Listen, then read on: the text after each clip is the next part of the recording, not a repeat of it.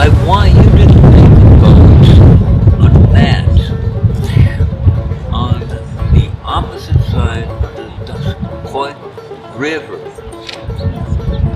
from Mount Everest, about 45 miles.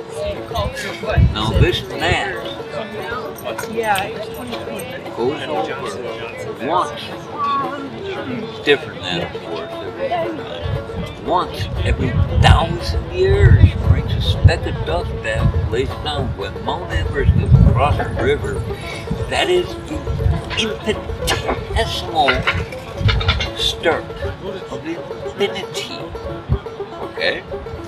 Now, I want you to think of every pain, every suffering, every sorrow, every tear, every part that really hurt because it burned, absolutely all of the pain you have ever, emotional, physical, whatever, that you have experienced right now to this point in your little life. I'm 62. Cool? I want you to think of that compounded by 1,000,000 times. That's the second death that you spend through eternity.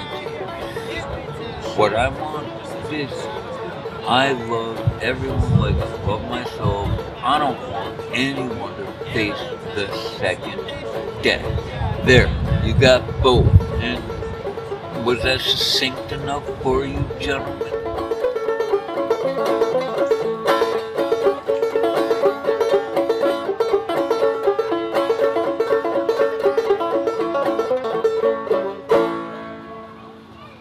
Like, if I can tell anybody, is if you can give your heart to Jesus and give your life to Jesus, you will never be the same. Especially now when all this stuff is going on in the world. I was just thinking about it this morning, that there's like, man, all that's happening in my life, if I didn't have my own personal relationship with Christ, I might be in a mental hospital somewhere, because sometimes like there's so much darkness that we forget that there's light, and Christ is that light. And when we hang on to Him, even though there's darkness happening, we always have light. And that's my message. Yeah, I think that's probably the only message.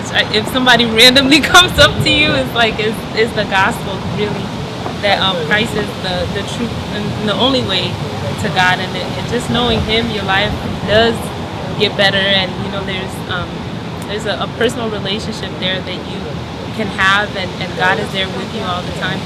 I think that's like one of the best things that I've done in my life, was give my life to Christ, and it served me really well. I don't even know, I don't know. God is really good, and I think that's kind of like, the world is just changing every day, and things are always different, but Christ is always constant and is always there, and He doesn't change, and stays the same. And so with everything that's going on, I think that is the message. That's the only message. That's the message the world needs. Is Jesus.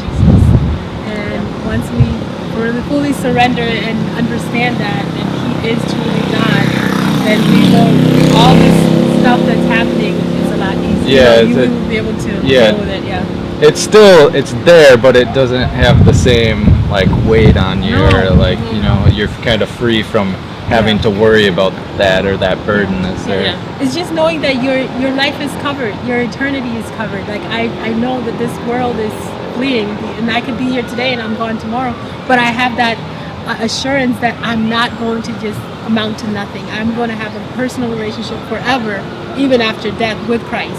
So just having that peace, it makes you forget that.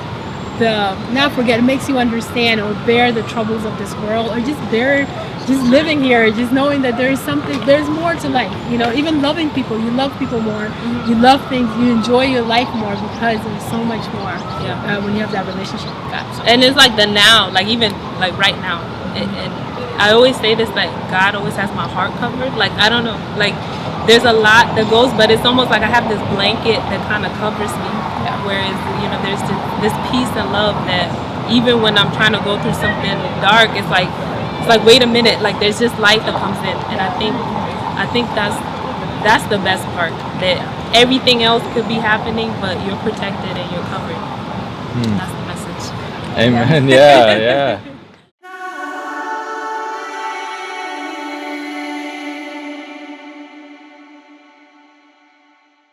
Okay, this is Edgar Allan Poe. It's called The Conqueror Worm.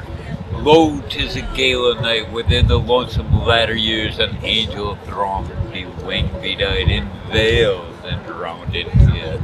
Sit in the theater to watch a play of hopes and fears, while the orchestra plays fitfully the music of the spheres. Mimes in the form of God on high, mutter and mumble low and hither thither fly, mere puppets they come and go at bidding of vast formless things that shift the scenery to and fro, flapping from out their condor wings invisible woe. That motley drama, oh, be sure it shall not be forgot. It's phantom chased forevermore by a crowd that sees it not through a circle that ever return into self-same spot. And much of madness and more for it's in the soul of the flock. But see, amid the mimic road, a crawling shape intrude, a blood-red thing that rise from out this cynic soldier. It rise and rise with mortal pangs. The mimes become its food, and seraph-side vermin bang, and human gore out. Out are the lights, all out! And the curtain of funeral pall comes down with the rush of the storm. And the angels, uprising, availing, affirm that the play is the tragedy mad, and its hero the conqueror worm.